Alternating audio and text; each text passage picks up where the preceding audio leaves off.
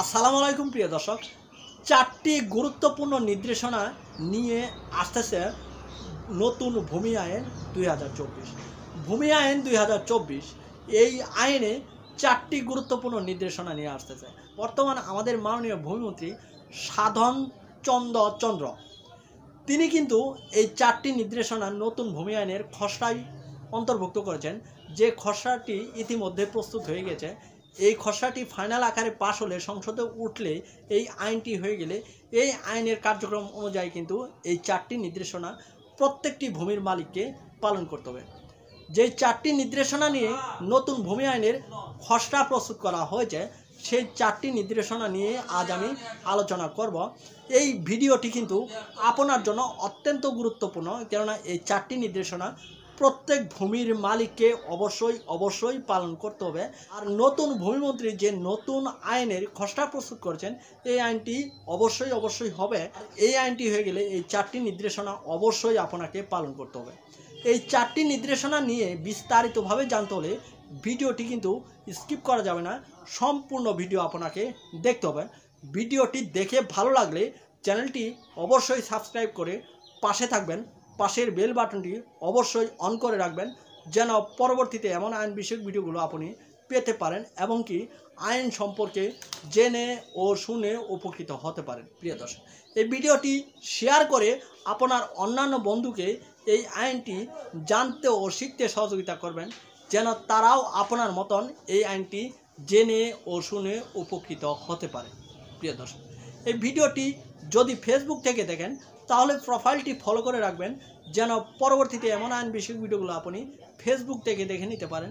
ভিডিওটি শেয়ার করে আপনার অন্যান্য বন্ধুকে এই আইনটি জানতে ও শিখতে সহযোগিতা করবেন।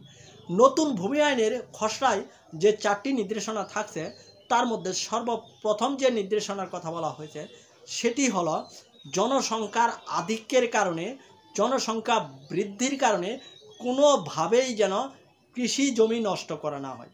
প্রিয় দর্শক, আমাদের বাংলাদেশের জনসংখ্যা সারা বিশ্বের জনসংখ্যা দিন দিন বেড়েই চলেছে, তার মধ্যে আমাদের বাংলাদেশের জনসংখ্যা বৃদ্ধির হার একটু বেশি। এই অধিক পরিমাণে জনসংখ্যার বাড়িঘর নির্মাণ করার জন্য, কলকারখানা নির্মাণ করার জন্য কোনোভাবেই যেন তিন ফসলি কৃষি জমি নষ্ট না করতে পারে কেউ, সেই সংক্রান্ত নির্দেশনা কিন্তু এই নতুন ভূমি আইনের খসড়াতে থাকছে। কেননা কৃষির উপর নির্ভর করে একটি দেশ বেঁচে থাকে, আর কৃষি জমি যদি নষ্ট করা হয়, এই বিশাল জনগোষ্ঠীকে বাংলাদেশের সরকার কি খাওয়াবে এটা নিয়ে কিন্তু সরকার খুব চিন্তায় পড়ে যাবে।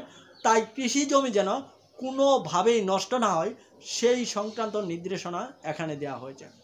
বাইরে থেকে কৃষি পণ্য আমদানি করে এই দেশকে চালানো সরকারের পক্ষে অত্যন্ত কঠিন হয়ে যাবে, যার কারণে কৃষির উপর সরকার বেশি জোর দিয়েছে। দ্বিতীয় নম্বরে যে নির্দেশনা আছে সেটি হচ্ছে নদী, জলমল, হাওর বাউর এইগুলো যেন কোনো ব্যক্তি ভরাট করে তার বাড়ি নির্মাণ করতে না পারে, কলকারখানা নির্মাণ করতে না পারে। প্রিয় দর্শক, একটি গভীর নদী অত্যন্ত গুরুত্বপূর্ণ দেশের জন্য, কেননা নদীর গভীরতা যদি ঠিক থাকে, নদীর নাব্যতা যদি ঠিক থাকে, তাহলে বন্যার সময় নদীর পানি কিন্তু বেশি উপরে উঠতে পারে না, মানুষের কিন্তু বেশি ক্ষতি করতে পারে না। যার কারণে নদীর নাব্যতা ধরে রাখার জন্য, পুকুর ডুবাকে ধরে রাখার জন্য এই নতুন আইনের নির্দেশনা আসতেছে, যেন কোনোভাবেই নদীর নাব্যতা নষ্ট করা না হয়। পুকুর ডুবা, জলাশয়, হাওর বাউর এগুলো ভরাট করে যেন কোনোভাবেই বাড়িঘর, কলকারখানা নির্মাণ করা না হয়। কোনো ব্যক্তি যদি এই নির্দেশনা না মেনে যদি এই কাজগুলো করে, তাহলে কিন্তু এই খবরটি ডিসি সাহেব পেলে এবং কি আপনার উপজেলায় যে ইউনো আছে, এসিলেন আছে, তারা যদি পায়, তারা কিন্তু আপনার বিরুদ্ধে অ্যাকশন গ্রহণ করবে, আপনার কিন্তু কারাদণ্ড ভোগ করতে হবে।